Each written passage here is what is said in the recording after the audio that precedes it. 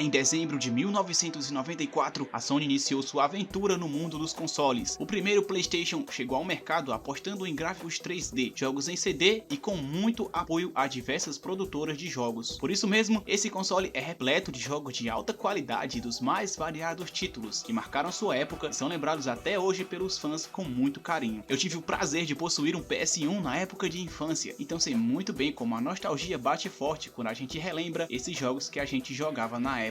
Passar noites em claro sem a mínima preocupação com o amanhã era uma das melhores coisas da nossa infância. Eu sou o Samurai e no vídeo de hoje temos os maiores clássicos do PS1 e com certeza vão desbloquear várias memórias de muita gente. Você reconhece essa foto? Se sim, fique sabendo que já fazem mais de 3 anos que ela te deixou e você continua mandando mensagem mesmo sabendo que não tem mais chance. Ela já achou alguém bem mais legal que você, campeão. Acho que já chegou a hora de seguir em frente. Bora lá.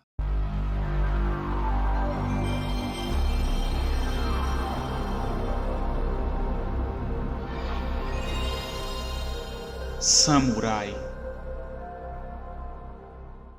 Lançado em 1997 para PlayStation 1, Castlevania Symphony of the Night arriscou misturar uma boa quantidade de ação, exploração e RPG em um jogo de aventura 2D, quando jogos em 3 dimensões pareciam ser o futuro, e com técnicas do passado cercadas de inovação e qualidade, que o game se tornou um clássico dos videogames, sendo lembrado até hoje como um dos melhores jogos já produzidos para quem jogou e é grande fã dessa saga. Mas, sejamos sinceros, não adiantaria nada se manter no antigo e em um estilo que costuma envelhecer melhor se o jogo como um todo não fosse bom o suficiente, e isso Symphony of the Night conseguiu fazer com maestria.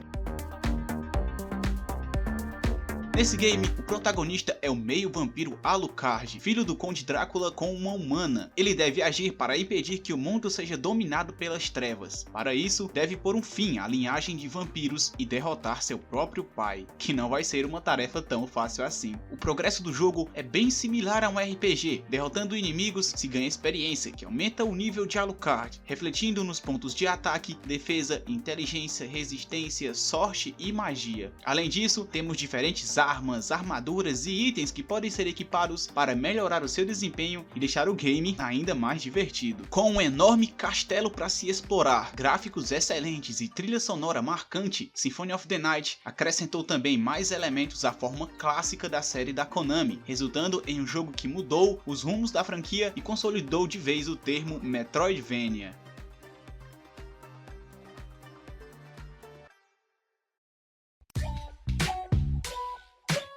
Quem teve um PS1 e curtia jogos de corrida, certamente lembra desse game com muita nostalgia. O impacto que o primeiro Gran Turismo teve foi altíssimo, mas se aquele jogo era fantástico, a sua continuação conseguiu deixar tudo que era bom ainda melhor. Tudo bem, a jogabilidade manteve-se quase a mesma, o que está de longe de ser algo ruim, mas no Gran Turismo 2 tivemos muito mais carros e mais pistas adicionais, com uma física apuradíssima, uma lista de carros que parecia nunca terminar, jogabilidade desafiadora e trilha sonora memorável, o Gran Turismo 2 se tornou para muitos o melhor game de corrida do PS1. E ainda digo mais, acho que esse era o limite para um game de corrida alcançar naquela geração. O trabalho primoroso da sua desenvolvedora aparece em tudo, desde a imensa lista com cerca de 650 carros disponíveis, quase o triplo do primeiro Gran Turismo, e era um recorde absoluto em qualquer game de corrida na época, pela seleção de circuitos, pela mistura de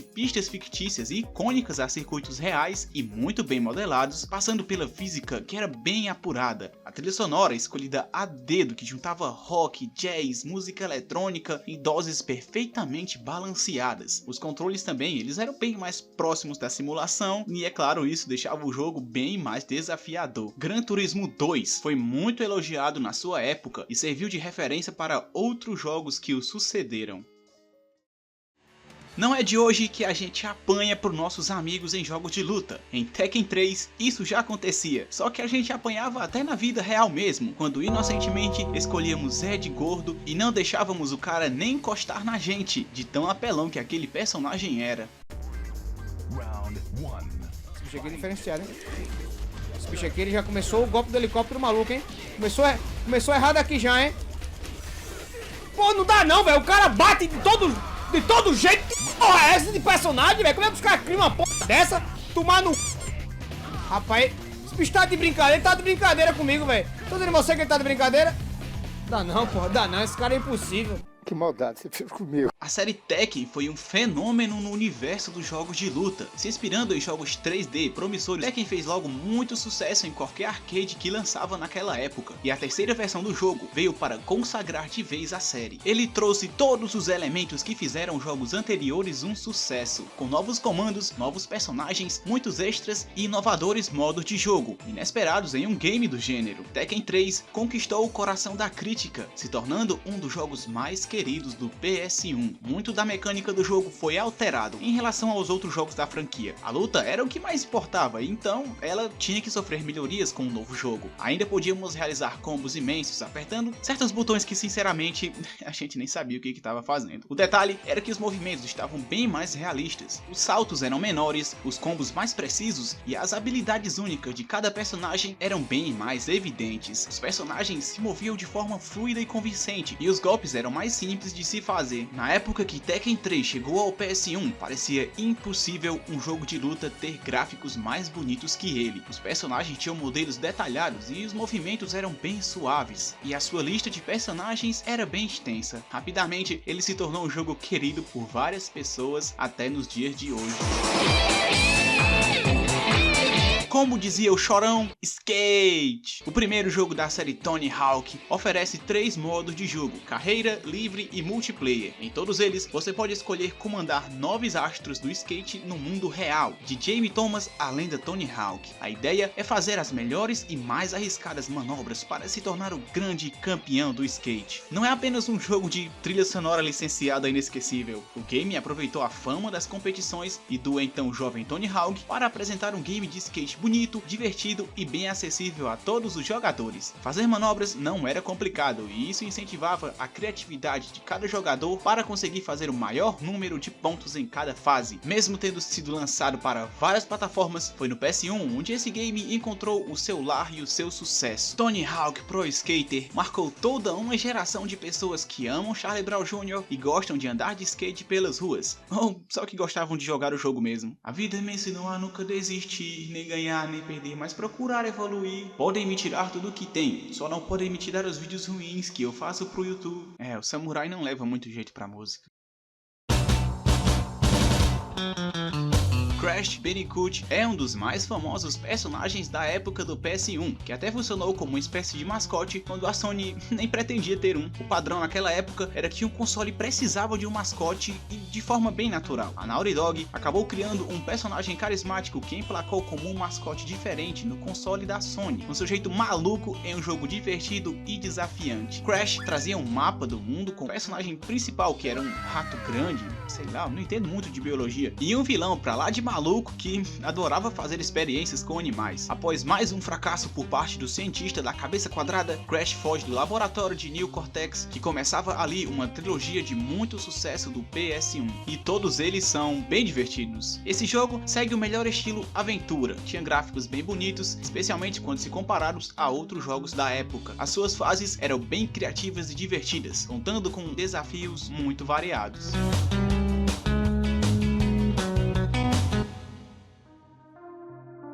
Clássicos jamais envelhecem, não é mesmo? Resident Evil é um bom exemplo disso. Esse jogo, com cenários e personagens horripilantes, deixou muita gente arrepiado na frente da TV nos anos 90, mas foi o seu sucessor, o Resident Evil 2, que marcou ainda mais os seus jogadores. Trazendo gráficos bem melhores do que o primeiro capítulo da franquia, R2 também apresentou melhorias consideráveis em relação à jogabilidade e movimentação dos personagens, e repetiu a fórmula de trazer 2 personagens jogáveis, mas dessa vez os caminhos percorridos pelos dois eram bastante diferentes, e isso possibilitou que o jogador experimentasse vários cenários diferentes, e isso fez com que esse game tivesse uma vida útil bastante longa. Além disso, R2 também trouxe pela primeira vez na saga extras jogáveis, os cenários The Fort Survivor, Tofu Survivor e o Extreme Battle. Se Resident Evil 1 revolucionou o jeito de se fazer games de terror, foi o Resident Evil 2 que consolidou ainda mais essa franquia no mercado, e apresentando um jogo jogo que para muitos pode ser considerado até mesmo uma obra de arte, um monumento, pequeno pedaço do paraíso, um jogo forjado pelos deuses. E isso sem exagero nenhum, hein? Por todos esses motivos, Resident Evil 2 é até hoje considerado por grande parte dos fãs da franquia como o melhor Resident Evil já lançado, apresentando o melhor equilíbrio e harmonia entre terror, ação e tensão. E por falar de terror no PS1, é claro que não podia faltar ele, Bloodborne. Não, pera, alguma coisa não parece muito certa, acho que esse jogo não é de PS1 não, hein? Deve ser de PS2. Acertou. É claro que não podia faltar ele, um dos games mais assustadores de todos, Silent Hill.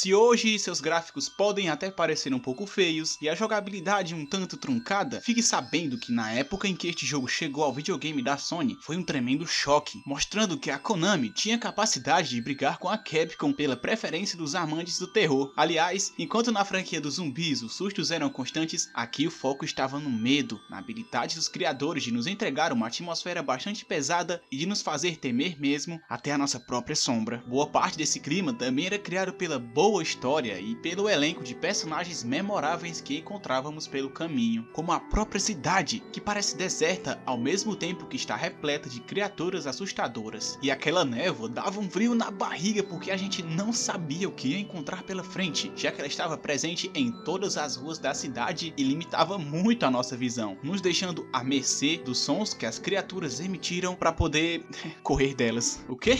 Como assim lutar com eles? Eu e meus manos corremos com medo sem olhar para trás. Olha o demônio! Corre!